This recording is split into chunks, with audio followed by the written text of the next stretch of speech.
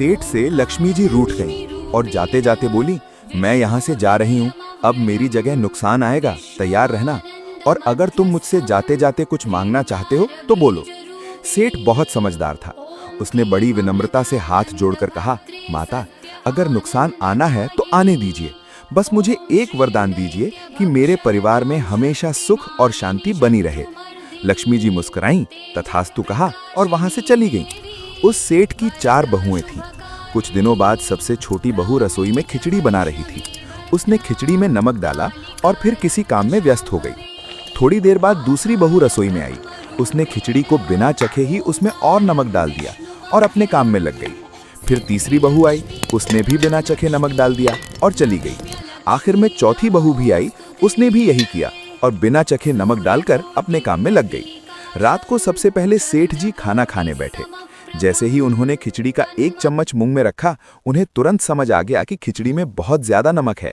उसी पल उन्हें एहसास हुआ कि नुकसान आ चुका है, लेकिन उन्होंने किसी से कुछ नहीं कहा। चुपचाप पूरी खिचड़ी खाई और उठकर चले गए। अब खाने की बारी उनके बड़े बेटे की थी। उसने खिचड़ी का 1 निवाला लिया और परिवार वालों से पूछा, पिताजी ने खाना खा लिया? उन्होंने कुछ कहा? सबने जवाब दिया, हाँ, पिताजी ने खा लिया, लेकिन कुछ नहीं कहा। बड़े बेटे ने भी बिना कुछ बोले चुपचाप खिचड़ी खाई और चला गया। इसी तरह परिवार के बाकी सदस्य भी एक-एक करके आए। हर किसी ने अपने से पहले खाने वालों के बारे में पूछा। जब सबने यही कहा कि किसी ने कुछ नहीं कहा, तो सबने चुपचाप नमकीन खिचड़ी खाई और बिना किसी पर गुस्सा किए, बिना शिकायत किए अपने अपने कमरे में चले गए। रात को जब सेठ जी सो रहे थे तो सपने में नुकसान आया।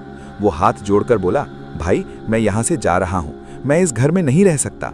सेठ जी ने पूछा, क्यों, क्या हुआ? नुकसान बोला, तुम सबने मिलकर 1 किलो नमक खा लिया, पर मजाल है कि किसी ने किसी पर गुस्सा किया हो या किसी को डांटा हो। न कोई चिल्लाया, न कोई नाराज हुआ, सब शांत रहे। जिस परिवार में इतना सुख, शांति, आपसी प्यार और सम्मान हो, वहां मैं नहीं टिक सकता। निष्कर्ष, जिस परिवार में प्यार, शांति, आदर और बड़प्पन होता है, उस परिवार का कोई नुकसान, कोई आपदा कुछ भी नहीं बिगाड़ सकती।